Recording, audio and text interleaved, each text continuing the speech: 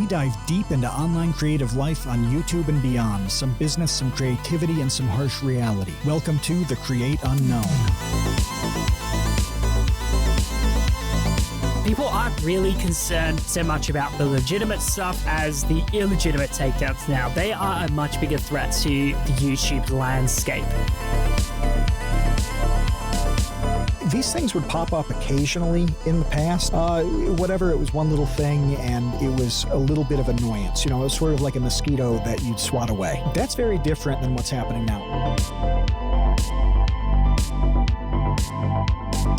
Really, they put out a response the other day where they said we could not see any fraudulent takedown notices, but it just shows how easy it is to fake one of these. This looks like it's real, so we can't do anything about it because they can't, because DMCA, US law. When are we going to do this? Because he said, wait and open this when you're recording. I dare you. That's kind of ominous. It is ominous. I don't know exactly how to deal with that. Oh, no. We can't describe that. We can't describe this. We can't describe that. We can't. I'm sorry. Welcome to The Create Unknown. This is Matt Tabor, and with me this week again is John Swan of YouTube commentary fame. First, an update on Kevin. I regret to inform you that Kevin is still in jail for sardine-related crimes. He was denied bail. The judge was extremely unkind. We're trying to sort this out with the Department of Justice. He will be back very, very soon. For now, John is back in his place once again, and we're going to talk about a new troubling sort of terrorism on YouTube. Some pretty odd attempts to extort and take down channels. It's becoming a little bit of an epidemic with some people we know. John is an expert on that. He was just interviewed in an Insider article, wasn't it? Yes, Insider article by Lindsay Dodgson, I think. So that was fantastic. She's one of the very few really good YouTube journalists that I've been in contact with. So it was great to see that all happening, in articles and stuff. So yeah, that was great. Well, we're going to talk about a couple examples of these false copyright strikes that are ruining people's lives and channels. We're going to talk about a little bit of news in the world of John Swan. He had some exciting projects come out here, one with James Marriott. If you haven't heard that part one about the Suzy Liu and copyright stuff, listen to it after this one. We actually talked in that episode about how that was part one of two. Well, I do want to say what happened here, since part two, we recorded a bit about H3, Ethan, and Keemstar having their feud and what it meant for things like going after sponsors. And then it kept developing. And then Gokanaru's video, he's a great YouTuber who made a video about Ethan a while ago that was taken down. Ethan ended up going over that whole video on his podcast. And so now there's this back and forth. There's no way that we could just release it when it was continually updating. Yeah, so exactly. We thought, part two just can't happen for another few days. And now Gokanaru is doing a response video to the Ethan response. And it's this recursive kind of thing, like the tomato soup can with the tomato soup can on it. And there's a little tomato soup can on that one. Yeah. And it goes on infinitely until there's a speck of paint. It's that level of thing. And so we thought, you know what, there's a really important thing to talk about in these falsified copyright strikes in the meantime. So we're going to hit that today. And then in the next episode, we will finally, I hope, wrap up this H3 and Keem stuff. Do you think it's going to be over by then? I think after Gokanaru's response video, that will be one of the last videos we see. I know that there's Nicholas Yora's working on one, I think, but I think that's going to be pretty much the end of the drama. When Gokanaru responds, that'll be the end. I think it's run its 3-week course now. It's been about 3 weeks since the last big drama, and it's happened again. It's the 3-week to a month cycle. I say it every time. John Swan's always right with the YouTube drama cycle. So yeah, it's been about 3 weeks. So that would make sense. This is about the end. This is when people start losing interest, and so it's time for a new drama to take its place. And who knows what that will be? We can only speculate at this point. Well, the consistent drama that we've seen over the last couple months, and not so much in the past, this is a relatively new thing in terms of frequency and intensity, is this this extortion, this false copyright striking. Well, I say extortion. Sometimes it truly is, and then other times it seems to be a vendetta where there's no value coming Mm. out of it. It's really just a mission to ruin somebody. So what is it, for the people who don't follow the minutia of creators, what is happening here? Yeah, yeah. So YouTube has a system implemented from US law, the DMCA. Every main website that hosts content will have an option to take down content using DMCA, basically for rights holders to protect their content. So if you upload like a full episode of a TV show or a movie, you can get, if you're a rights holder, you can have that taken down. Like you should. Obviously, you should be protecting your rights, and you can't just have people, straight re-uploading your work. That's not, that's not right. You should be allowed to protect your rights. But the problem with DMCA is that anyone can file one, and anyone can file one under someone else's name, and YouTube can do very little to stop that from happening. So it's an So unfortunate system of how the DMCA works, but that's just one of the things where the platform's hands are kind of tied in the situation. so let me pose a scenario here. I can file a complaint against the channel John Swan, and I can do that under, for me, let's say, the name Kevin Lieber. I can pretend to be Kevin Lieber and it won't matter. Or I can just make up a name. Uh, Yeah. Bolt Lampshade.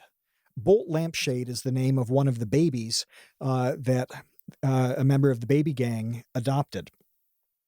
So yeah, I could just say, I am Bolt Lampshade. You have taken my content. Dear YouTube, please strike down this channel. And it's actually Yes. going to happen. Generally it does. Now, YouTube does, to their credit, they do manually check these copyright strikes before they go through. They make sure that nothing in there is blatantly false. Like, they won't let a strike through that's like, John Smith, 123 West Street. Like, that's not going to happen. Obviously, that's Okay. just, So you that's have not to a have real plausible person. information. Yes, it needs to have something that's, Okay. you can look at that and think, okay, this is a real person. If it's clearly not a real person, then they're not going to let it through. So there is actually a person that checks it. But, when you're checking, hundreds of those a day, how deep can you go to check, if a person is legitimate or not? So DMCA works, that you're allowed to reverse DMCAs under very specific circumstances. Generally not. Generally, DMCAs are only, you can only have them resolved between the copyright owner and the person who's being claimed. So the way that it works in US law is really that stuff can only be determined in a court of law unless they're resolved out of court. So it is really between those two parties, and YouTube can't get involved. They're just like they're like the middleman that delivers the notice from the copyright owner to the person who's being claimed. They have nothing to do with that whole situation, but they just have to make sure that the notices that are being sent have legitimate information attached to them, and the person, claiming that they own the content actually do own the content. That's really all that they can, the only way they can reverse those things if it's illegitimate information. But they don't really check it, that in depth, because they do receive hundreds a day, and it would, it wouldn't make sense to, check every single thing for the information and spend lots of time and resources. And it's in the past it hasn't been as much of a big issue, but recently there's been a worrying increase in the amount of people that are having their channels struck down by fraudulent copyright claims. So there's a lot of channels nowadays that are being extorted by people that are pretending to be rights holders and having their entire catalog removed and their channels, terminated, or, threatened to have their channels terminated if they don't comply with some sort of some things that they've put forward. So it's quite a scary thing, because it can happen to literally everyone. It doesn't matter who you are. This doesn't affect just one genre of content either. It really does affect, it can affect anyone. There's been gaming It's channels, anybody, isn't it? there's commentary channels, there's even educational based channels can be affected by this. It really is everyone that can be affected, as long as you have something that someone might want. I don't know why, but maybe someone has a vendetta against you, or maybe I don't know, you're just rich and you just have a lot of money and they want some Sure. of that. Who knows? But they will find whatever way they can, and that they will. This is one of the more increasing ways that people are, attacking the system and attacking YouTubers, and it's worrying to see. But it's also more worrying because YouTube can't really do much about it in terms of reversing those, or because they would go against the DMCA, which that's US law. You're not really Yeah, they supposed to can't. mess They with just that, can't do so that. you just can't do that. So it's a really, really difficult situation, but it's one that I hope that we see an answer to, and I'll probably go into later about what I think we should do about this. But it's worrying to see at the No, moment. no, And nobody wants to know what the guy who knows a lot about this thinks should happen. Nobody's interested in that, John. No, so we definitely will not talk about a possible solution. We really just want to complain about the problem. yeah, I think that's the best idea. We'll just have YouTube figure everything out, because they're really good at that. We've seen that in the past. They're really good, especially on their policy changes. Those are fantastic. So I don't think we'll have any issues there. We can trust them to handle it. We've been in the YouTube game and the online media game for a while, and these things would pop up occasionally in the past. A video would get claimed for a really kind of dumb reason. It was clearly not a legitimate claim. Whatever, it was one little thing, and it was a little bit of annoyance. It was sort of like a mosquito that you'd swat away. That's very different than what's happening now. And I want to point one thing out, and then ask you a pretty basic question on this. The thing I want to point out is that it's not just YouTube. This is happening on No. lots of different platforms. And I think about people we know, like Justin Whang. Justin Whang had his Twitter targeted. I forget the justification on that. I think it was really dumb. I don't know if I want to say the name, because this guy's an actual whack job, so I don't want to bring attention to it too much. But that was a case of a strange vendetta. Oh yeah, he's a real idiot. He had a personal vendetta against Justin Whang, because Justin Whang followed someone that made a video on him or something. I don't even. It was something along those lines. It was really dumb, and he was just like, "Unfollow this person, or I will take down your Twitter." It was absolutely ridiculous. It was a threat. Unfollow them, and then it would stop. And I think the same thing happened with Rusty Cage. He lost his main Twitter. Yeah. He lost it, and it's gone forever. The only way Justin was able to get it back is I think he appealed the DMCA. Maybe Rusty didn't do that. I'm not sure why, but maybe because when you appeal, this is one thing. When you appeal DMCA, you give out your full name, your address, right, all your information. It's all given to the claimant. Not on YouTube by default. You can request it though. So if you appeal, so say you have struck me, and I appeal, you can request to get my full information. That includes name, address, phone number, emails, anything that you could possibly want. From me, basically, you can get. So it's a bit of a deterrent, because people don't want to often give out that information, especially if the person has a vendetta against them. What are they going to do with the information that they receive from you? They could do more nefarious things. So that's often a difficult thing, and you can get anyone to file a DMCA retraction on your behalf, but you have to pay a lawyer or someone else to do that. And my gosh, it's not cheap. Slog that's going to be. It's really not cheap. Yeah, I looked into it for a completely unrelated thing. It wasn't even a YouTube thing a few years ago, and it was going to cost several thousand to get that done right. And the timetable on it was not short. And so I ended up not doing it. It's just saying, I got to let this go because it doesn't make sense. But I really want to reiterate and highlight how real this problem is for people. So John talked about how you can file a request with some of these platforms and get the information necessary to take legal or police action. So there's a YouTuber I know who John knows as well, I think, I'm pretty sure. And this is somebody who has had a YouTube name for years, and they're well established with it. I apologize for being vague, but since the whole issue here is privacy and the bad things that can happen when privacy is violated, please forgive me for being vague. It's got to be that way. Anyway, this guy has a person who is extremely critical of him. They really won't leave him alone because of a video he made. And I think it's gone on for over a year, something like that. And they've threatened to sue him a lot of times.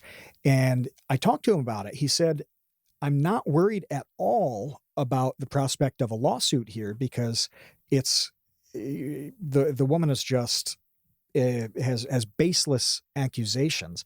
I'm not worried at all, but it's so easy for her to get my name and personal information. That could be really damaging. I've worked very hard for years to keep my identity private and have a normal life. So he's not even worried about the consequences on the DMCA side. He doesn't care, but he's worried about having that process weaponized to get personal information about him. So this is the kind of thing that's going through the head of somebody who's on YouTube, Twitter, any of these platforms, and encounters one of these problems. It's really a terrifying thing, depending on who you are. If you've got a family and kids, you've got different concerns than if you don't. But some people are pretty young, and they really don't want a crazy problem like this when they're 18 or 19. There are a lot of complex elements to it, but I do want to back up a little bit and just ask, what are the things that you can file a complaint for? Audio, video, like what falls under a claim that somebody can file here, legitimate or not? Okay, you would be very, very, very surprised how much can be claimed. I'm actually going to look it up on the YouTube website right now, and I'm going to read out exactly what you can claim a video or strike down a video for, what you can DMCA. There's a long list, and I was actually shocked by seeing the amount that you could actually, because there's some things like, for example, YouTube thumbnail. You can claim an entire video for a YouTube thumbnail. But there's a few other things as well. If your entire video was re-uploaded, obviously. My name, I don't know what that means. I don't know. I think that's, I'm not 100% sure how that works, but apparently that's the thing. My original song, my software, my artwork, my live performance, my video not from YouTube. Obviously, if you're copyrighted on another platform, no one else is allowed to re-upload on YouTube. My copyrighted logo or other. So, for example, my artwork that can apply to thumbnails and all the rest of it. And it is really that widespread. You can take down a video for all of those reasons, like using someone's logo in a video. You can have your whole video struck and removed, which is quite something. You wouldn't really expect that, but that is one of the ways you can get an entire video struck down. And it is that widespread. And you don't even have to be the legitimate person to file one of these. And it's quite scary when you think about it. But unfortunately, that is just how it is. That's the climate at this time. Yeah. Whether it's somebody, like you said, wanting money because somebody is successful or has means or something like that, wanting a piece of that, or just really wanting to disrupt somebody's life for a really weird reason. And some of the reasons are really strange. So it's something that when I started working with Kevin, he really drilled this into me about how important it was to not do things that would be subject to any claims or takedown notices like this. And I had a sense of it because it does apply to everything that happens online. When you're writing articles, you obviously can't lift any material from anybody else, and if you're going to Yeah. quote them, you have to cite it. So I was familiar with this through other jobs, but I didn't really understand the extent because I was always dealing with text, okay? And that made things way easier because it was just text.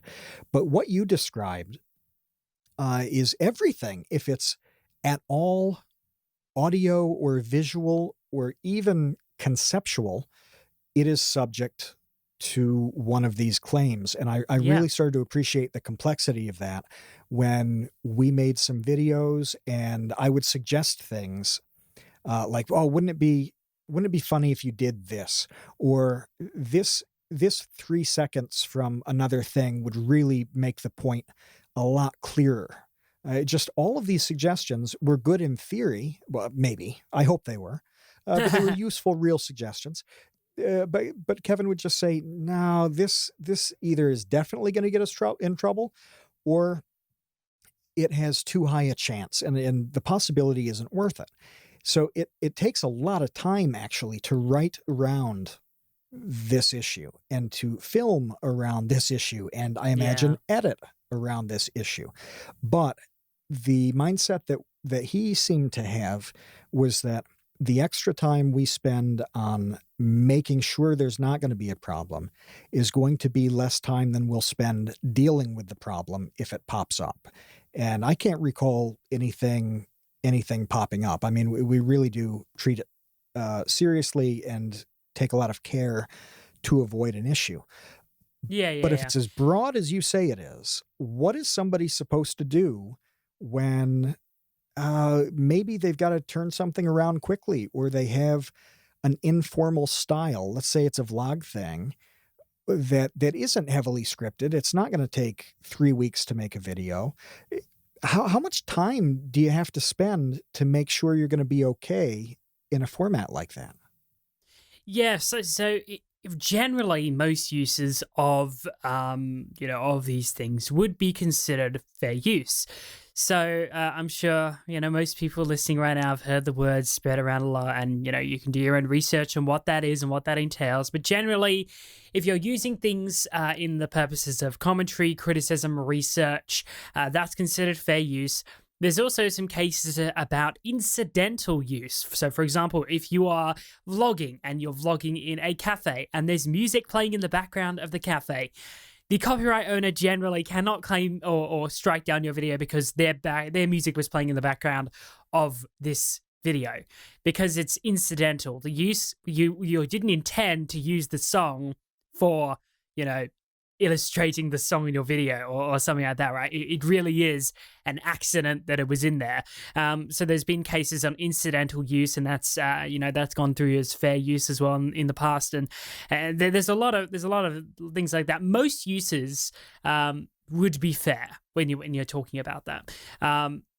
Really, people aren't concerned so much about legitimate DMCAs because if they are legitimate DMCAs, look, the person has to sue you to keep the video down.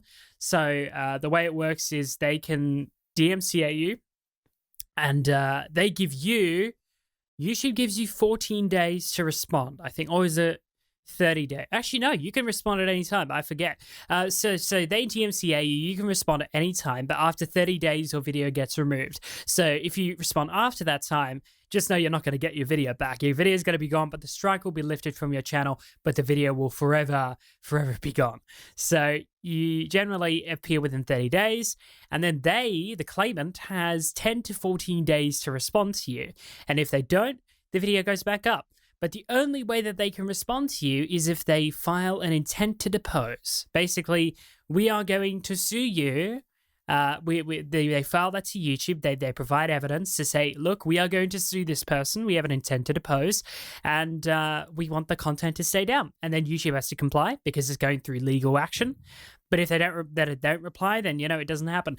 Generally, okay, I have not remembered the last time when someone has decided to go through with a lawsuit because of content that was taken down.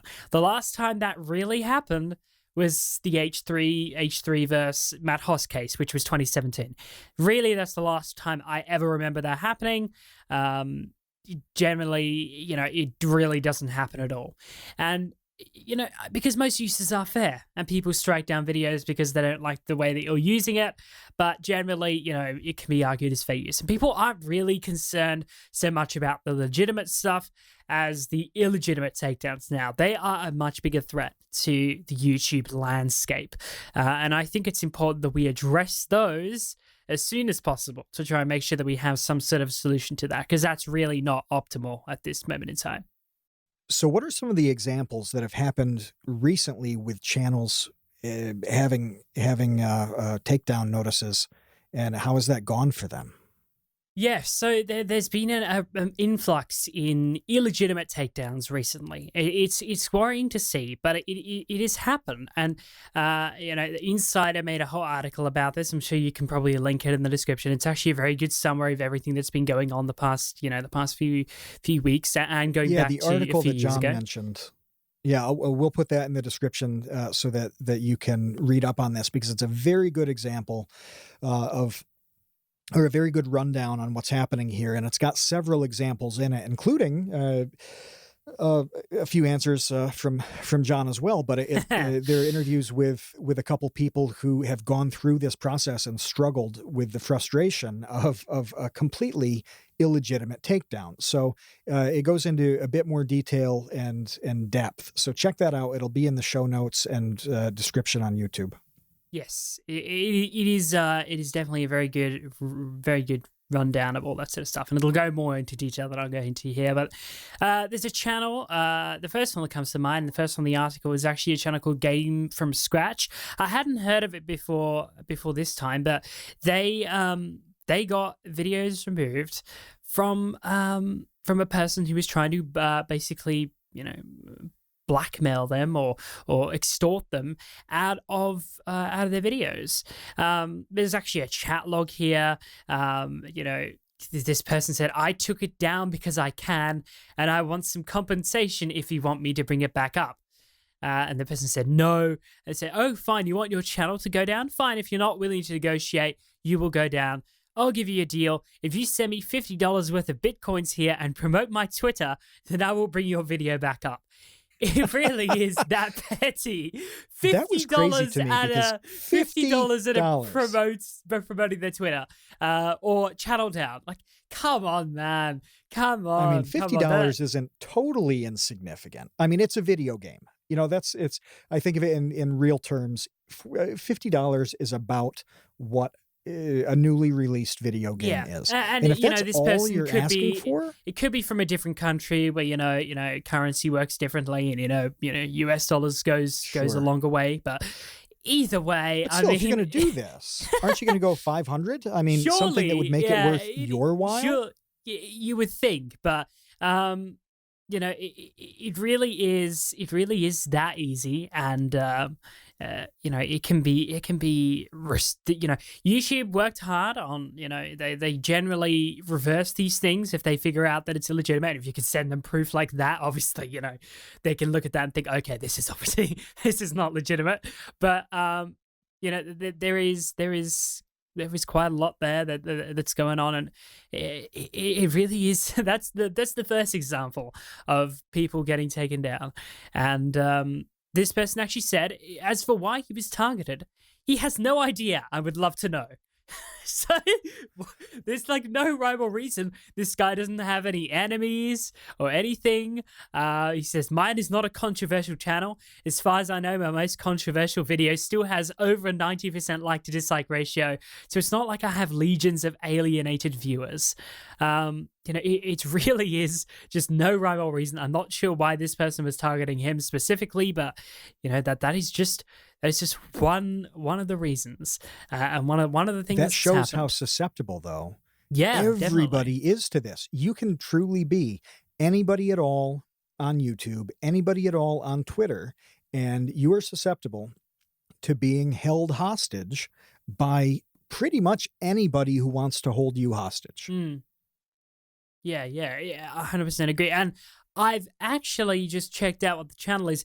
it's game development tutorials and news. Like they talk about Blender releases, source code releases, game development That's programming Blender, the languages. software, not Yes. actual like No, food not the blenders. Blender the software. Just to be clear, yeah. Yeah, textures, Unity, reviews of programs. It really is just really, it's not offensive content at all. It really is just game development content, and that's what makes it really amazing. There's almost no reason why this channel would be targeted at all, and it really is. It's quite amazing how this happened. And when your channel is gone, it's gone, isn't it? Yeah, like there's really, if you don't have like someone direct to talk to, it's hard to get it back. Like it appeals like this stuff, they generally don't go through, and I'm not sure why that is, but it is quite it's really, really difficult to get your channel back up when it's been taken down. That's why you got to stop this stuff before that happens. You got to get in touch with someone real fast to try to reverse this. But that's just one of the instances that's happened. Another one that comes to mind that happened more recently was Memology 101. Now, Memology 101 has been targeted by the same person that targeted Justin Whang's Twitter. This guy's an absolute nutter, and he's targeting him because I don't even know why. Just because he's a nutter and he wants to. Like, there is no reason for why he's doing it.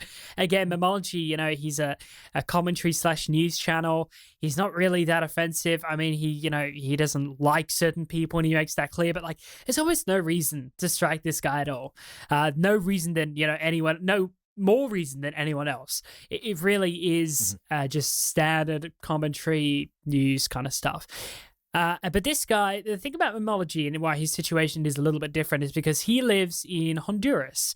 He doesn't really have much of an income, and he uses his YouTube channel to support his dad, his mum, his kids, and his YouTube channel is his livelihood. That's one of the ways that he uses to support his family. And so YouTube, when that's taken away from him, and when his content and when his income is put on the line, it really is scary, because this guy, this nutter, is trying to take him down, and YouTube really they put out a response the other day where they said we could not see any action where any fraudulent takedown notices, but it just shows how easy it is to fake one of these, and just YouTube can say this doesn't look like it was faked, or this doesn't look like it's illegitimate. This looks like it's real, so we can't do anything about it, because they can't, because DMCA, US law, they can't step in and, rule on these things. It really is that. They can only step in when it's clear that it's fraudulent. But in these cases, it was not clear, and they could not step in. And apparently now they are supposed to be helping him, so that's good. But, at first they said, we couldn't see any problems.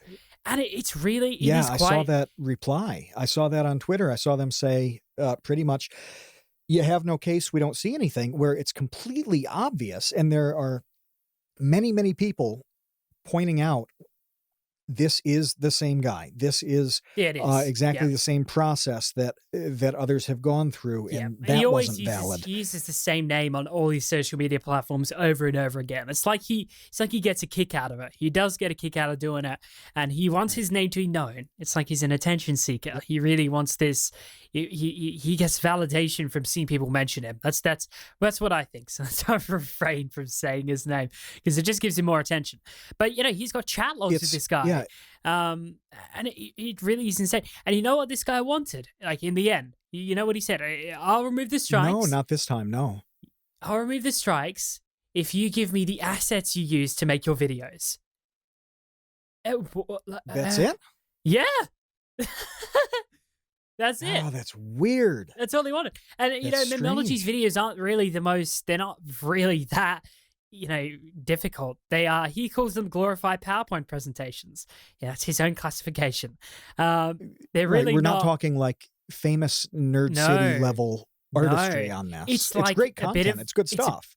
It's good. It's really, really quick news updates on stuff that's happening. And if you're in this, in this sphere, if you want quick stuff, Memology is the guy to go to, because he's really got that stuff on. He's got a good workflow. But yeah, it really is just, a piece of 80s style graphic that's royalty free, with some music in the background and some text summarizing what's going on, and some clips included as well. It really is just that. And they really and there's not much that goes into it. And this guy wants the assets, and then he says he'll remove it. I don't know. It's the principle more of it, though. Like, I know people would say, "Oh, why doesn't you just give him the assets?" But it is just the principle. Like, why would you give in to the person that's trying to take you down? Like, that just it really is a principle thing, and I don't think I would do it either. And it does. YouTube is apparently helping him now, but this can be faked easily. And actually, I want to quickly go to how he took it down and what he impersonated as. The music that Memology uses in his videos is from an artist called 3 Chain Links, or 2 Chain Links, something like that, and it's royalty free. And they say it in their Twitter bio that's now inactive. Their Twitter's inactive, or their YouTube descriptions. It's all Creative Commons royalty free music, and you're allowed to use it on your YouTube videos, monetize, all that kind of good stuff. Memology uses the videos, credits them, all that stuff, but this guy that's trying to take Memology down, he impersonated as the artist of the music, and Right. DMCA'd his content that way. And that's probably And why they can't YouTube looked at verify. this. Yeah. Yeah, they can't verify that it's not him They can't at say a it's not reasonable him. enough speed to deal with this. Yeah, exactly. And you could understand where they're coming from when it does look like it's the music person. Memology's got the music person credited in the description, and he's got his name there, and the music, owner has decided, oh, I don't like the ways you're using my content. I'm going to remove this content from the platform. And, on first glance, you might look at this and think, okay, this all looks above board. There's no problems here. But, if you go a little bit deeper, and if you actually look into it properly, you'll realize that it is just another one of this guy's attempts at taking another person down. And so his main channel and his second channel has been targeted, and it's all going down. But apparently they're in touch and they're getting that removed, which is great. So if you can get in touch with someone and, have that all resolved, then that's fantastic. But a lot of people don't have that luxury, and it's really difficult for them to get in touch with someone to try and get this sorted out. So that is, it really can happen to anyone, and it's an increasing problem, and I think it needs to be addressed as soon as possible. Well, as you describe this, you really cannot help but draw a parallel to actual terrorism, right? Because there are a lot of reasons that terrorists do their thing. Sometimes they have a point to make ideologically. Sometimes it's simply somebody wanting to do a very bad thing. Sometimes there's mental illness at play. There are all sorts of reasons that people engage in behavior like that, and it's the same with this YouTube terrorism, right?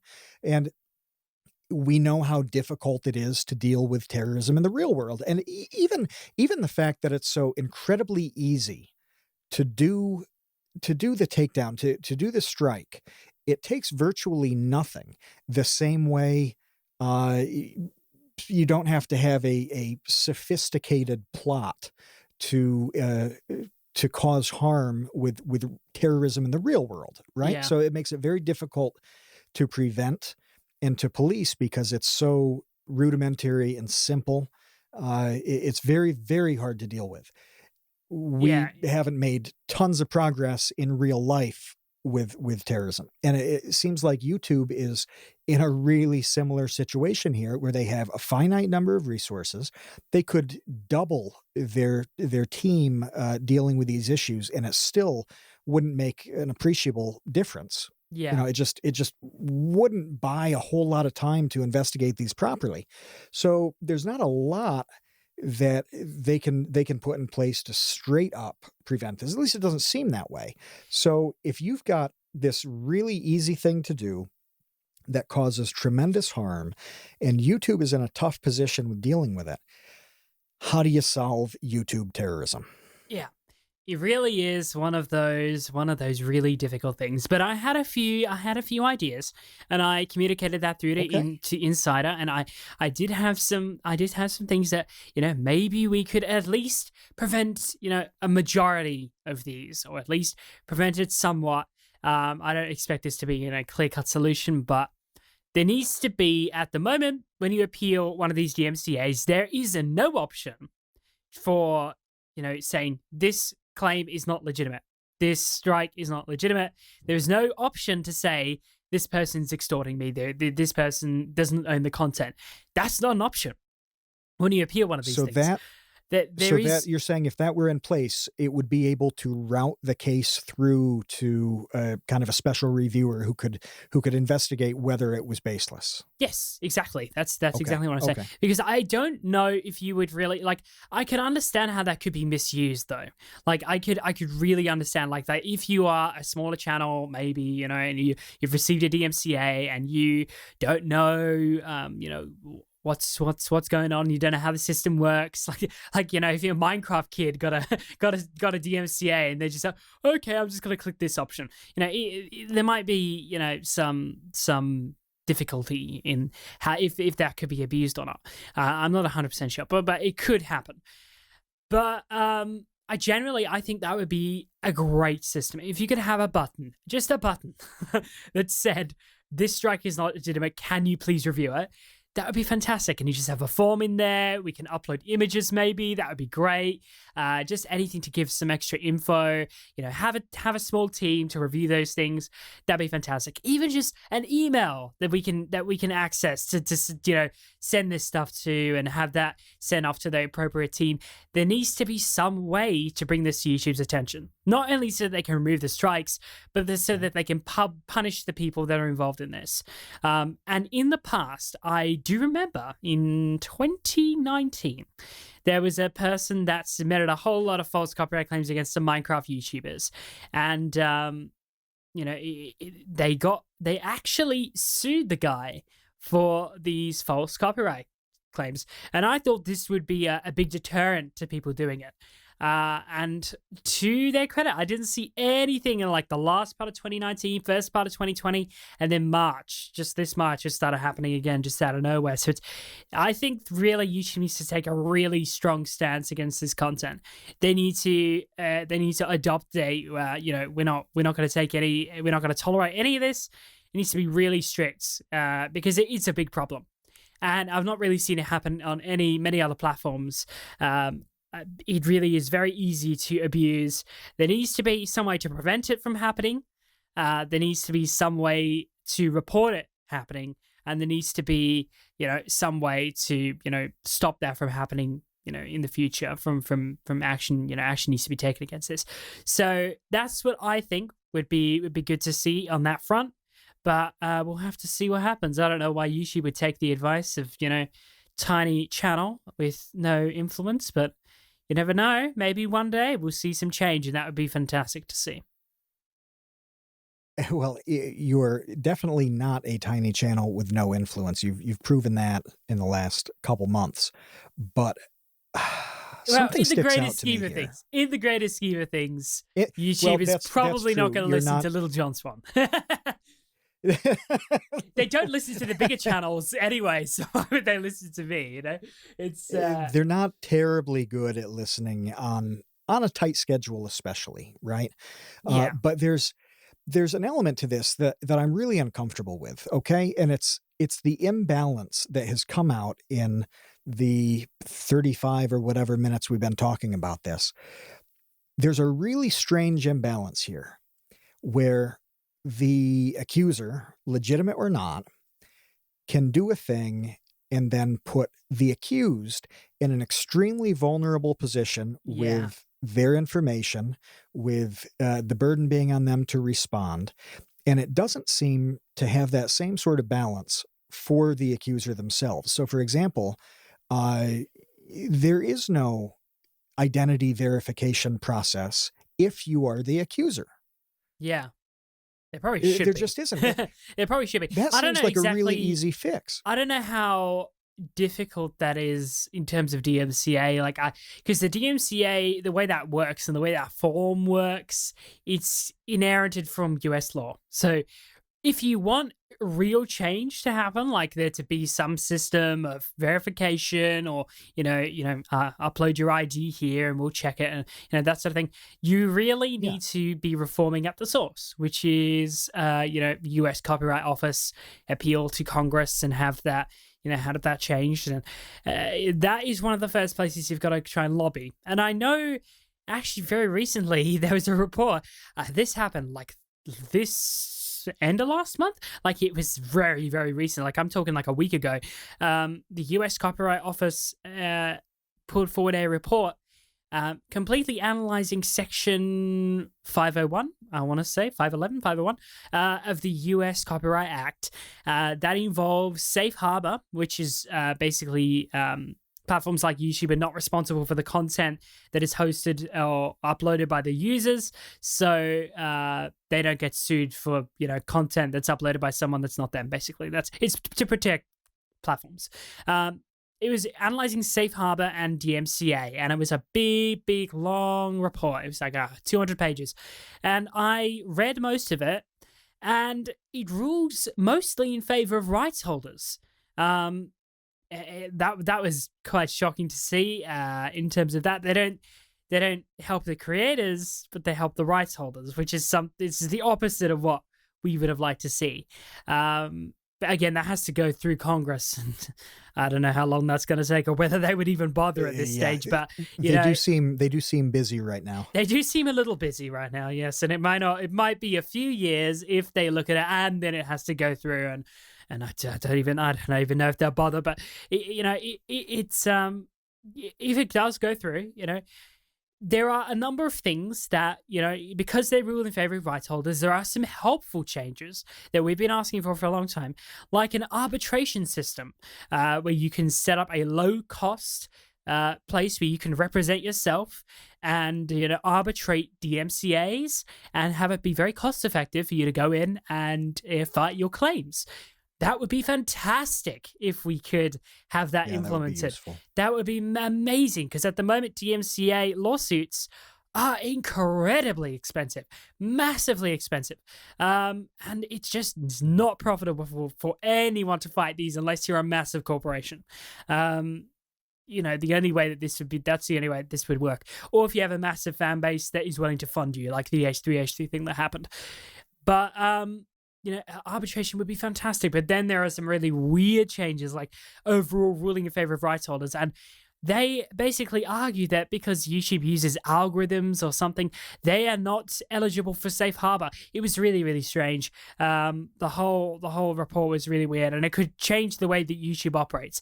But that's another story for another time, and I still need to read the whole report and make sure I'm not getting stuff wrong. But the overall thing is they rule in favor of rights holders. So, the whole DMCA stuff is, you've really got to start at the source if you want change to happen. And I think that's really important. We've got to make sure that we understand what's happening there, and hopefully some change can happen. But it really has to start with the US Copyright Office. YouTube can only do so much to change the fundamental way that operates. I have a really kind of unsophisticated view of this. I don't think about it in depth to the depth that you do. I just don't have the knowledge there. But I think of oh God, I'm stumbling on this one because all I can think of to describe it is the adult items I buy online. And gosh, that sounds pretty sketchy, and it's not at all what I want to say. But sometimes you go to buy something online and you have to prove your age. And when I say adult items, I think mainly in terms of mixed gas and flammable things. Small engines take a mix of gasoline and oil, that are mixed in a certain ratio, and you can buy that at the hardware store, pre-mixed.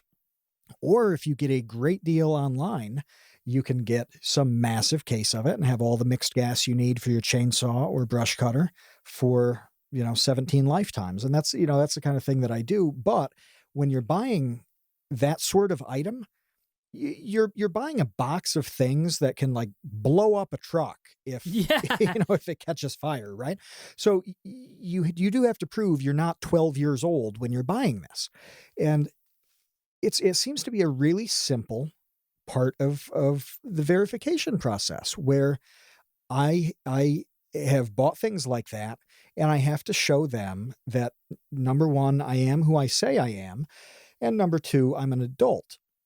And it takes 2 seconds. You put your driver's license or ID number in, your birth date, something that takes about 7 seconds to run through a database and spit out, the real thing.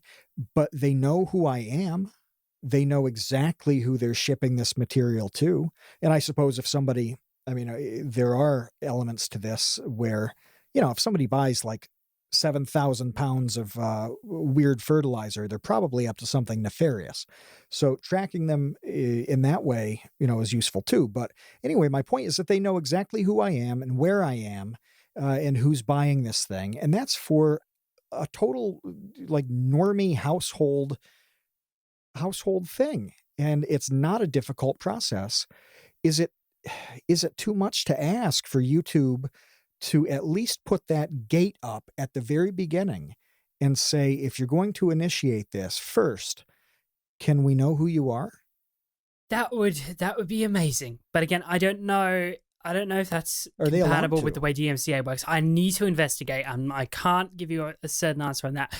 But what I do know is that I don't have that right now, and it would be fantastic if we had some way to do that. But then international stuff comes in, and like if you're from a different country, and Yes, yeah. maybe you don't. What if you are a rights holder that you don't have a passport, or you don't have a driver's license? Or maybe you don't have a form of government ID on you. Like, it is a lot of things you've got to consider. But I would love to see that happen. That would be a fantastic change. It would basically stop everything. It would stop all fraud. But I don't know how practical that is. And YouTube might, There bring must up a be million reason one reasons they why that haven't can't done happen. it. Because, they like to do Yeah. that. So, at the moment, That's the thing. I think of it, in those simple terms and realize, okay, if it's really that simple, why haven't they done it already? You why would aren't think they they would doing have it? done So it. it's got to be more. It's got to be more complex than I realize. Yeah, it's. I think it is too. I've got to probably investigate DMCA. Yeah. There's probably something in there that says that okay, you are. This is the way the form has to work, or I think it is like that. I think that they set out the way the form is supposed to be, or something like that. But we'll need to see if anything happens there. I really think though, some way to when you appeal to report that, I can't see many downsides other than you have to employ a small team, which is in the grand scheme of YouTube and Google, they're a massive company. Come on, you can afford 20 people. Sure. Come on, guys. They can. I reckon they could definitely afford it, and it would improve so much of this stuff and stop this abuse from happening. That would be fantastic. But we'll just have to see if anything happens. The last thing that I want to hit on this is tomorrow, John Swan wakes up, and in his email, he's got 57 different strikes, all of them from noted sardine criminal Kevin Lieber. And it's actually me. It's actually me using somebody else's information. But no, you get this influx. It happens to you. What does somebody do? What do they do if it's like with Whang? He was doing whatever he does, and all of a sudden gets this barrage of takedowns, and his Twitter is threatened. What do you do at this point if it happens to you? Yeah, what do you do? It's a very good question. First thing, speak to YouTube directly. That's the first thing you do. You try and get someone there to reverse that. So if you're in the partner program, which is probably if you're being affected by this, you are probably in the partner program. I don't know why they would be targeting channels that make no money. That would kind of be counterintuitive. So if you're in the partner program, you've got access to YouTube live chat, YouTube support, all that kind of stuff. They're not terribly useful. I'm just gonna put it out there right now. They're not terribly useful, and you have to go into that thinking that you might have to deal with this yourself. But if it is clearly not real information, they should be able to get someone to reverse that, which would be fantastic. But if they cannot, then it's up to you. Then you've got to appeal. You've got to appeal everything. And it's really difficult. It's not, the appeal process is really bad.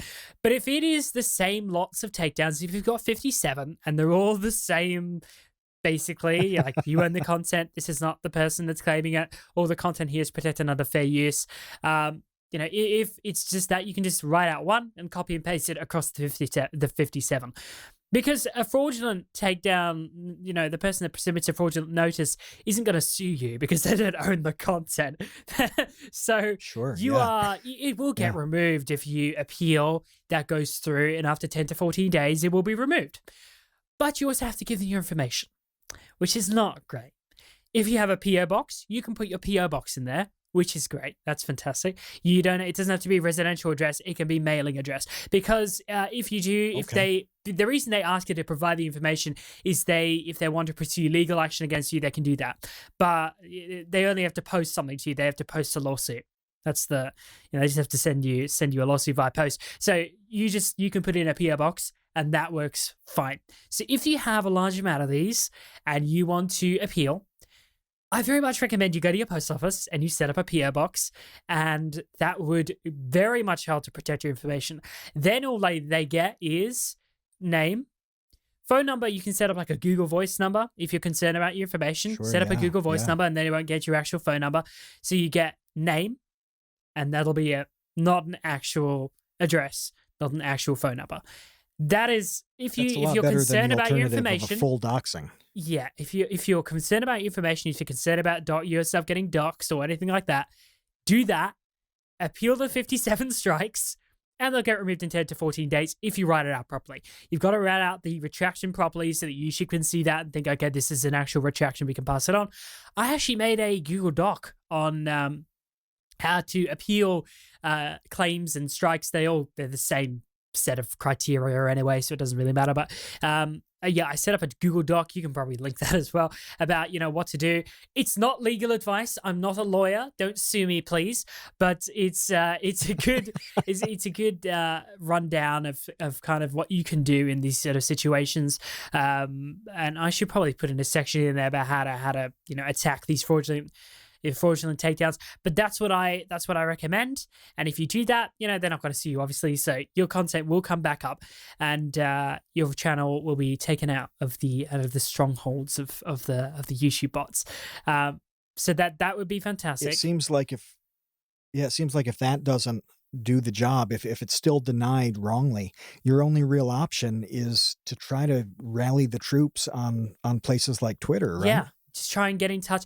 I really think that, in these sort of situations, it's best to, go behind the scenes and try and work it out.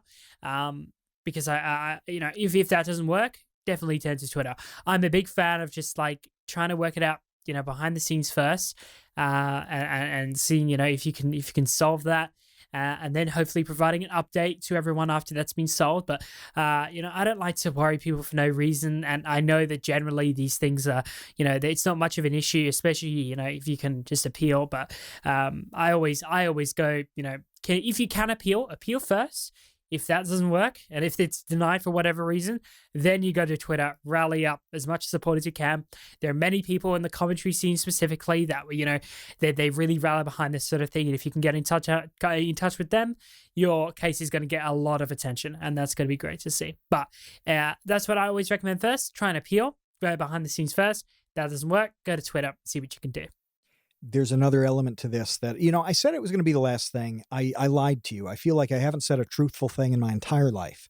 But I lied when I said that was the last bit. There's just one point that I wanted to make that's very general, okay? Because we do talk about kind of the artistry side and what it's like to have a channel, to have any kind of art project, whatever. And the business element to that comes into play too.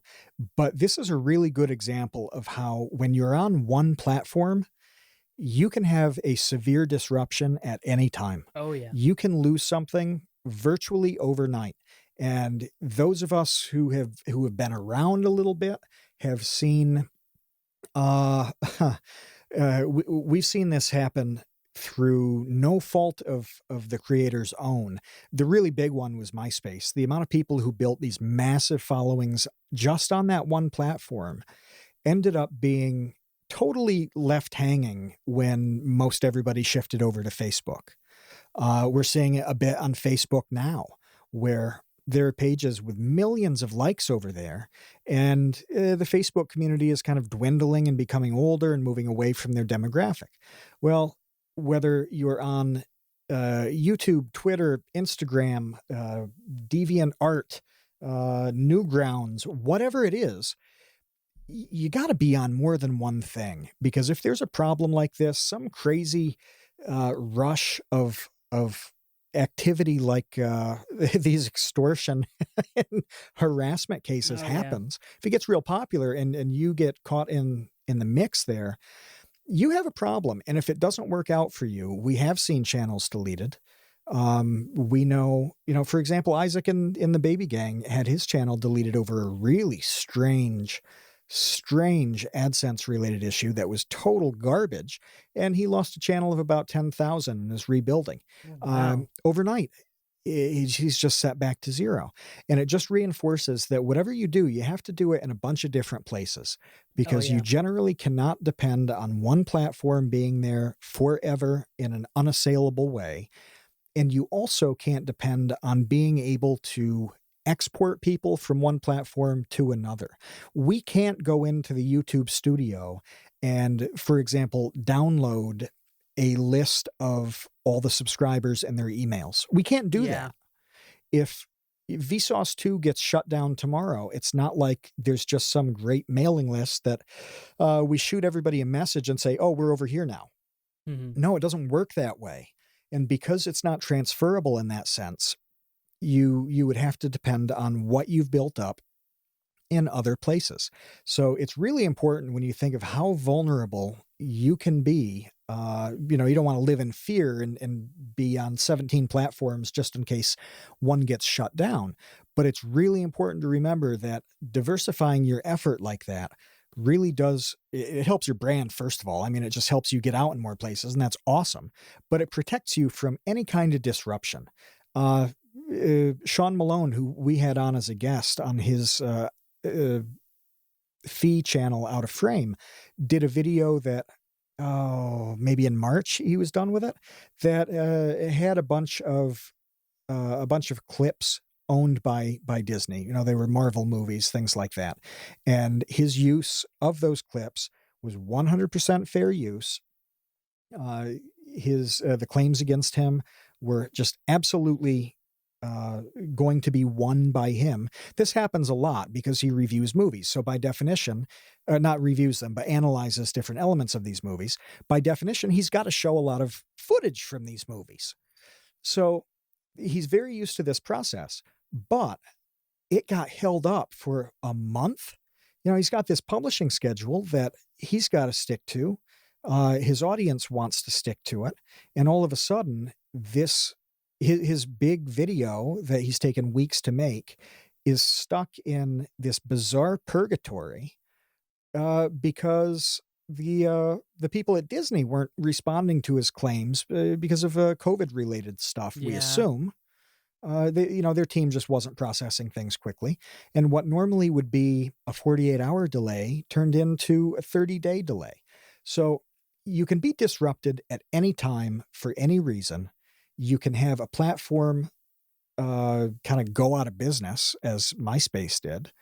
You can have some guy just in an apartment somewhere who has one too many Monster energy drinks and gets a little nutty with with his vendettas. I mean, you never know.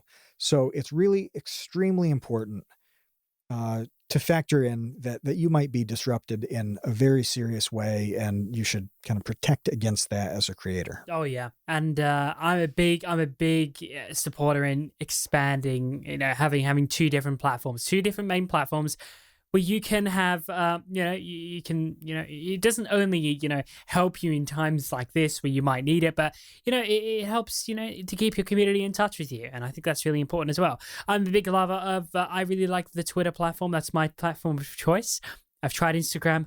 I really don't like it. Marriott gave me a massive boost in followers. I went live with him, and he told everyone on the live to go follow me. So I jumped from like 400 followers to like 1,300 followers in a matter of 2 minutes. So That's a nice boost. That was a nice boost. Yeah. I'm probably still not going to use it though. I don't like Instagram personally. Twitter's where I've really tried to push my efforts to, and I've got a pretty good ratio in terms of subscribers to Twitter followers. It's just actually it's exceptional, if I may say so myself. But it's I think Twitter's a great platform to build up, especially if you want an audience. A lot of people use it, and it's one of those platforms. It's really easy to get at, like if you need a call to action to get people to help you. Really easy to get that out there and to get people to rally behind you and to get that seen by the right people. It is really the best platform for that sort of thing. It's the best way to reach out. If you ever have an issue like this, about false copyright claims or anything like that, just DM me on Twitter and I'll do my best to help you out. I check DMs every day. Twitter's my most active platform. Actually it is. I was going to say outside of YouTube, but I barely upload because my my upload schedule is terrible. So it is my most frequent platform. It is the platform where I spend a lot of my time, and Twitter is fantastic for that sort of thing. So that's what I recommend. Build up your YouTube, build up your Twitter. You got audience crossover, all that kind of good stuff. I think that would be a fantastic thing. One platform that we've built up is Discord. Yes. To bring everybody together in there to talk about just kind of everything. We've got just the general day-to-day stuff, which is really active at all times a day because people are just worldwide who listen to the Create Unknown. It's a really good mix of people. But there's a section to talk about Vsauce videos, because we like that generally. And memes and the usual fun stuff. But we have something weird that's just popped up, John. Baseweight, who's in the baby gang, Baseweight has sent us both a DM. Yeah, I've not opened it. I've been looking at it. I haven't opened it either. Yeah, it's been in my DMs this whole time. I've seen the little icon that's there. I'm looking at it this whole time. I'm thinking, when are we going to get to open this? When are we going to do this? Because he said, wait and open this when you're recording. I dare you. Okay. That's kind of ominous. It is ominous. I don't know exactly how to deal with that. Do we open this? Look, my curiosity has gotten the better of me, and I really do want to open it. I'm going to be honest. He said to me... All I know is that... Yeah, got it? Oh, yeah. All I know at this point is that whatever it is, we both have the same thing. Yeah. So when we do click this, we'll be looking at the same thing. Yes. It's, he said it is one of the spiciest images I've ever seen. That is what he said to me. I'm not... I wonder if we'll even be able to describe it.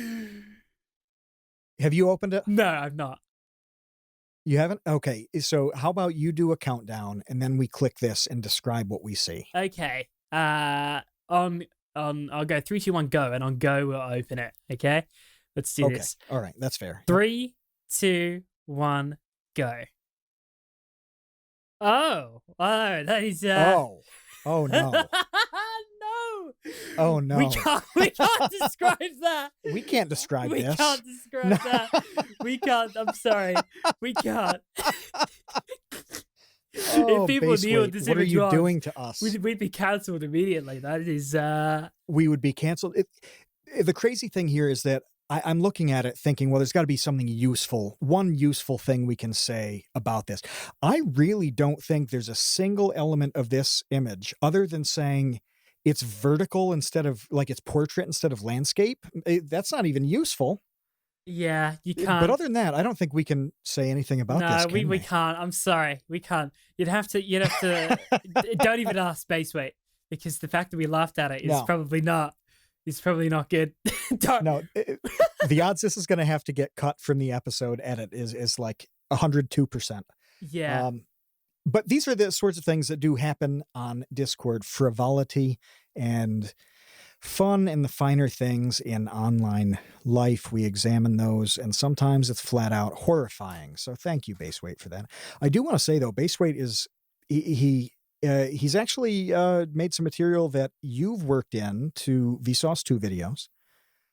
He makes pretty good music, and it's been really cool to see him develop on that stuff, pump out new material, and then kind of shoot his shot and say, "Hey, do you think this would fit for something?"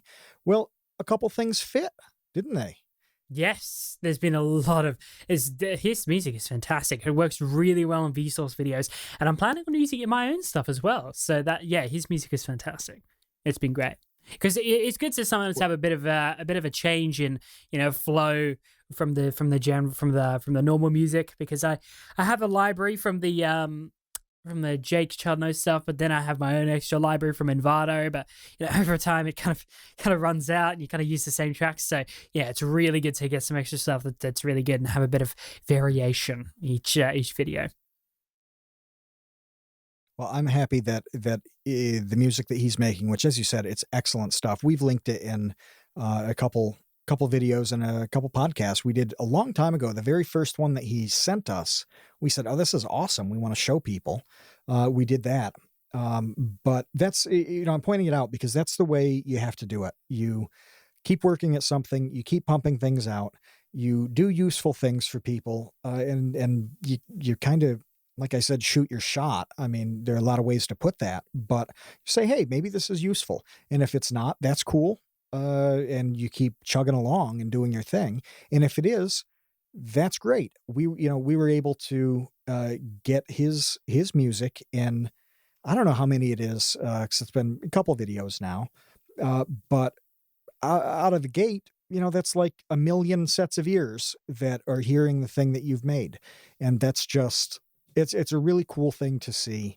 And it's really the model on how the people who are building their careers need to go about the stuff that they do. So I wanted to shout that out because of the crime against humanity that Baseweight has committed against both his own countrymen and a Commonwealth ally with this Discord picture. I'm removing his question from the Baby Gang questions segment. He's being punished. Yeah, it is. Do you think that's fair? Yeah, it's a horrifying image. I think it's probably a good punishment, because that is quite, yeah, that is something.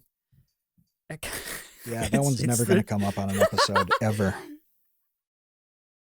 Oh no. Then Kevin would never get released from jail. So we'll hit a couple of the legitimate questions.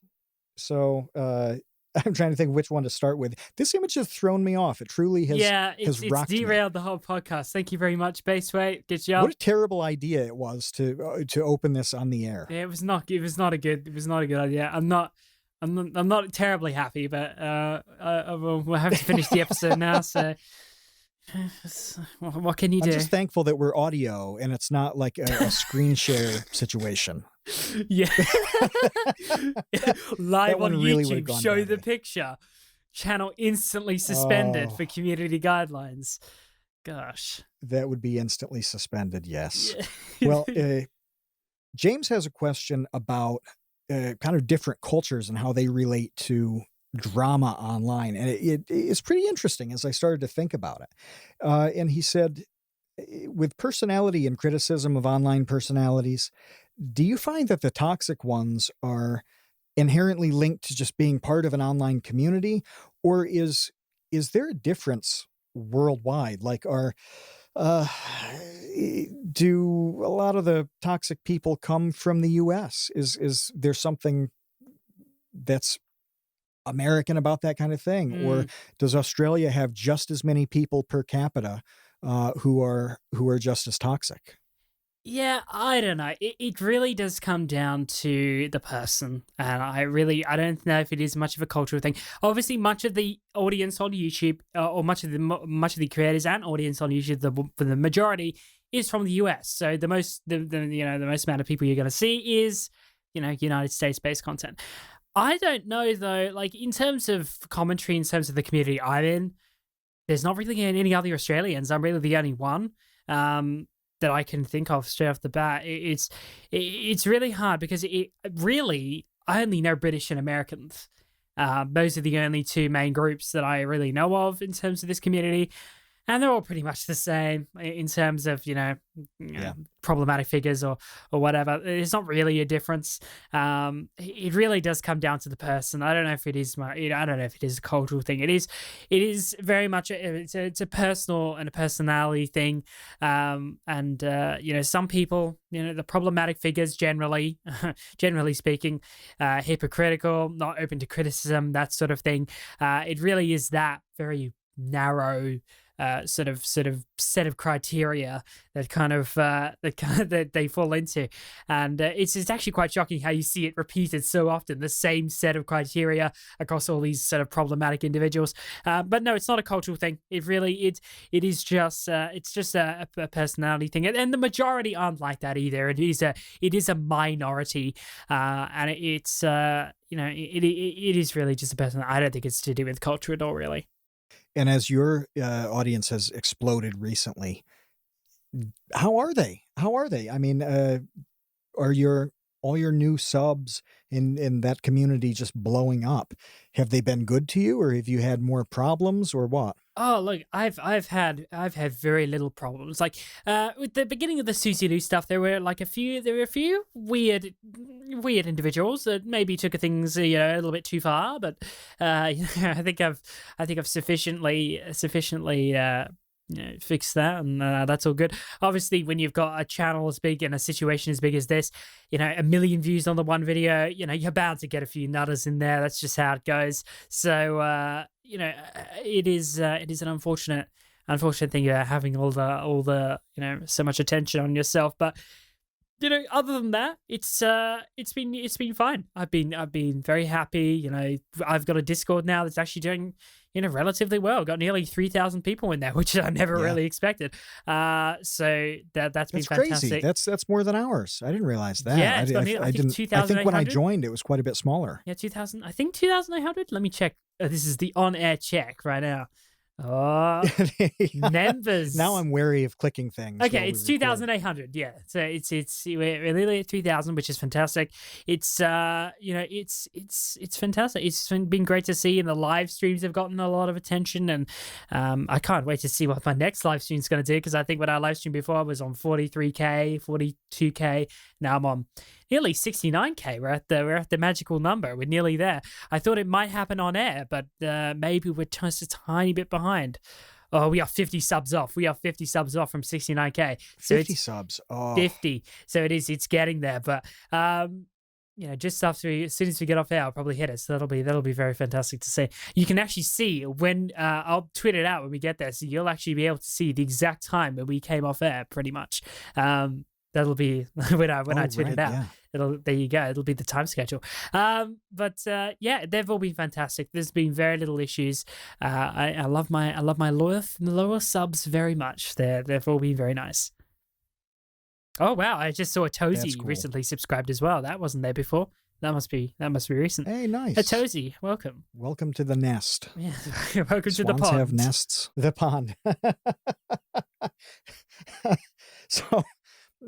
Trev has a question that this is a big one in the last week or two, really. It's about platforms like Twitter and Facebook, and to a degree we're getting there with YouTube, with the virus stuff, regulating speech with fact checking and things like that. Yeah. And it's really turning into a thing. And when people do factual content too, they're a little more susceptible to this. But he wanted to know how you think that is going to evolve over time, and do you think the social media companies will have more of a hands-off approach in the future? Or are they going to get real tight on this and play it safe? Oh yeah, this is. I think it's inevitable, and we all thought it would happen, and it is happening. They're definitely going to get more hands-on. I don't think you're going to see it let off. I think it's going to get worse. There's going to be a lot more fact-checking and that sort of thing happening, especially I think cutting that bit out, holy crap. Let me just clap so I know. Wonderful yawn time. I think one of the main platforms we're going to see this happen on is going to be Twitter. I think that's going to be the next big one. And then YouTube after that. Because at the moment, YouTube is kind of just restricted to coronavirus stuff, which was, I understood where they were coming from with that. You don't want, people to, conspiracy theories about 5G causing coronavirus to be spread. I can understand why that would be a So thing. you're telling me drinking bleach doesn't cure the Yes, virus? Is that what you're trying to tell me? Yeah, it does not work. So I can understand kind of where they're coming from with that angle. But then Twitter, I think, is really going to be the next one, because we did see that happen with like the Donald Trump tweet recently, didn't we? Yes, yeah. It is. I reckon it is definitely on the horizon. It's going to be stepping up, and I think Twitter's the next platform where that's going to be a thing. I know Instagram's been having it for a while. They've done fact checking on like memes and stuff, like memes where this person has died. It's just like those really, really crappy memes. They fact check those and they said this is not correct. Or I've seen the pop up before. I barely use it, so I'm not really an Instagram lover, but that they've been doing that for a while. So if there's Facebook's getting involved, because Facebook's Instagram's owned by Facebook. I think Twitter's going to be the next platform, and that's going to be a big thing. And then YouTube eventually. It's going to be longer though. I think YouTube's going to have a much longer time. It's not going to be. It's very soon for YouTube, because it is different with audio-visual content than it is with just a picture or just some text. It's definitely a different way of approaching that. It's going to take a lot more effort as well to fact check that. So I think at the next we're going to see Twitter, then we're going to see YouTube in a few years maybe start to ramp up, but it's definitely not going to get hands off. It's gonna be the opposite of that. It's definitely going to become more hands on. So our straitjacket is tightening. Is that what you're saying? Definitely. I think it's inevitable at this point, unfortunately. Yeah. No, you're probably right about that. Yeah. I'm not looking forward to the climate on that, but you're definitely right. Yeah, take it as it comes. It's cynical approach, but probably the realistic approach of what's going to happen. We can only hope for the best, but it's YouTube we're talking about, and it's Twitter we're talking about. Come on, like they're not known to be the most reasonable, unfortunately. Well, triple question mark. He's new to the infantry, which is awesome. Thank you for joining in and becoming a patron who supports the show with that contribution. As I've said 1,000 times, 100% of everything that we get there goes into making this show. So we appreciate every bit of it, and it really does make every episode happen. We use every bit of that the best that we can. And he also made a video on YouTube the other day, which was probably the best first video I've ever seen anybody make. And I'll pop that video or his channel down in the description. Subscribe to this guy. Subscribe to triple question mark, because right now he's sitting on 60. I think it was that earlier today. And it's going to be the sort of thing where you want to be able to say down the line, yeah, I've been a subscriber since, I remember I was subscriber 71. Yeah. You want to say I was on the train before it left the station, because this is a really good, funny video. It reminds me a little bit of Doplex in aesthetics, which is cool. The humor is good. The wit is good. It's great stuff. I'll pop that in. Yeah, check it out. Sub, please. His question though is I hope it's hypothetical. He says, say you're about $900,000 in debt due to years of extensive tax fraud, and you're now hiding out in the remote desert. How, John Swan, does one go about fixing this? Whew, that is a big question. Big question. That's a big question. It is a very What's the first thing you do? Let's break it down. What's the very first thing that triple question mark should do? Okay, the very first thing you should be doing. I don't know if this seems like a very specific question, so I feel like this is from personal experience. It's maybe oddly specific. Yes. It is oddly specific. So maybe 900,000 is a lot, though. Who knows? But I think the first thing you should be looking at is probably make sure that you have, you got a place to live, got a place to sleep. That's probably your first best bet in the beginning. Making sure you can actually live. Making sure that you can have some food if you have food supply. If there's no food, well, you're kind of stuffed, aren't you? So you wanna kind of make sure you've got some way to sustain yourself. And from then on, I suppose you've got to build up your lifestyle. If you're $9,000 in debt and you're in the desert, I would assume you've got no way of communication with the outside world. I would assume you would have sold everything to try and pay off the debt. So you've got no way of communicating with the outside world. Maybe you've got very minimal anything. So at this point, your best bet, probably try and just build up your own society in the desert and declare independence from whatever country you're living in. I think that's probably your best bet. That's a radical move. It is radical, but I think it's important, and it's also it sets a good a good standard for other people that may want to leave the country. They may want to become independent, and I think that's it's going to be an interesting. That's going to be an interesting thing, especially if that turns to a legal case. You have to go to court and say, I want to be independent. I think that'd be really entertaining to watch. And see that unfold. That'd be fantastic. So I reckon declare independence from the country you're living in, set up your own society and country, and have other people, other people might want to move to you as well. You might get some sketchy guys in there. I would assume maybe some convicted criminals.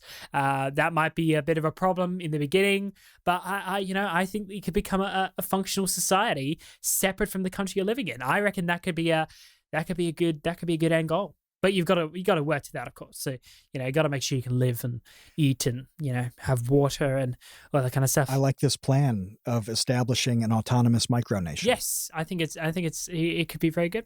Well, we'll hit you with two quick ones, and then go out because we have run long, like you said. This is from Isaac, who I mentioned earlier. What's worse to do yourself, paint or install flooring? If you had to make a choice, which one is it? Install flooring, 100%. I know because my parents did it, and it sucked really bad. So you'd paint anything before you installed flooring? Oh, yeah, paint all the walls rather than install floors, 100%. Installing your own floors is a nightmare. Good. Well, that's a clear answer then. I wonder if it comes to person, maybe this person's doing a renovation project and they want to know which one to do first. I mean, probably do the floors first. You have to assume that. Do the floors first so it's out of the way because the floors suck. They're not good. That is fair. Well, he who must not be named. I'm still going to use one of his questions, but I will not say his name in this episode again. He doesn't deserve it. He's committed many crimes. I won't do it. But he asks, would you rather have a hamster-sized dog or a dog-sized hamster? Hamster-sized dog or dog-sized hamster? Hamster-sized dog. I think a dog-sized hamster would be kind of terrifying. It depends on what size we're talking about as well. Like there are small dogs already. Like you could have a puppy, like a Chihuahua puppy. That'd be tiny, right? That'd be like the size of a hamster, surely. So you just have a permanent puppy forever, which is I'd say that's doable. But I think cool. I think a hamster-sized dog. I mean a dog-sized hamster is gonna be very big, and it's gonna be kind of horrifying. And those things are like quick as well. They're really fast. So I think that's gonna be a problem. So I think the other way around is probably a better option. Well, last thing is if you can just give a few lines of backstory about the fursona that you revealed on the last episode. If you can invent this backstory in real time, that would be amazing. Yeah. So someone, was it James, I think, that asked me about my fursona? I can't remember. I don't remember if it was James or Isaac. It was Isaac. It was Isaac. Isaac asked me about my fursona. I didn't know at the time what my fursona was. Because, and this was Boromir, by the way. Boromir wanted to make sure that he knew the backstory. So Boromir's the one who asked about the fursona extension here. Yeah. So I didn't know my fursona at the time. I still had to do some research. I needed to make sure I knew exactly what I was getting into and, exactly what was going on there. But I did do some research. I actually did do research. Did you? I did. And, there've been a number of different options, but there's just one that I think that would be fantastic. I just want to pull up the image here, and send it to you, and maybe have you describe sort of what you're seeing, because I think this is very apt, and I think Oh this is no. probably my fursona. Okay, so I'm gonna send this picture to you. This is, I Okay. reckon this would be the best. This is the fursona. Okay. So, I have to blow this up. How do I describe this? Okay. So it looks like about 11 different 11 different fursuits that were put in a blender and somebody just sat on the button. I mean, this is a combination of many different things. I can't even label it. The legs look like they have spots, sort of like a leopard. Um, the upper body is like a shorn Chewbacca, kind of imagine Chewbacca giving a buzz cut to his arms. Um, Big paws, but the face is blue fur with half bird, half ears. Am I doing this right? Am I Yeah, like, it is quite an interesting person. And the description, I don't know if you want to read this on air, but it's even better. So it's the description along with this tweet is fantastic. oh, Yeah. oh, oh no, I'm not going to read that. Yeah. No. Yeah. I'll read selections of it, which is I made this suit. I used stuffed animals that no, that's all I'm gonna say. Yeah, but I will. The ending part is that it I guess it's been built in such a way that quote I can pee in it, so I never need to take it off. Yeah. Uh, You could yeah. apparently it reached like death. So that was fantastic. I'm sure the Discord would have fun with this one. Okay, so I did actually bait you. This is not my actual persona. I haven't actually found one yet that really represents me. So I just had this out as an excuse. I've still got to find one, but I thought it'd be good to just to show you the world inside the world of fairies. I thought this would be a good introduction. Oh yeah, the baby gang's gonna love hate this one. Oh, good. That's exactly what we like to see. Oh yeah, no, they deserve it after what they've done to us. Yeah, I agree, 100%. In this session. But hey, as we wrap up and get out of here, how many streams and downloads and assorted things did you get on Slow Down with James Marriott? Oh yes. Look, the reception's been amazing. We were going to be happy with 10,000 streams on Spotify first day. It got 50,000 first day on Spotify. It got 100,000 combined on YouTube, so that's 150,000 on the first day. Probably now it's sitting nearly 220,000, somewhere around there, which is insane. I never thought that would happen. That's a lot. That is many in the first few days.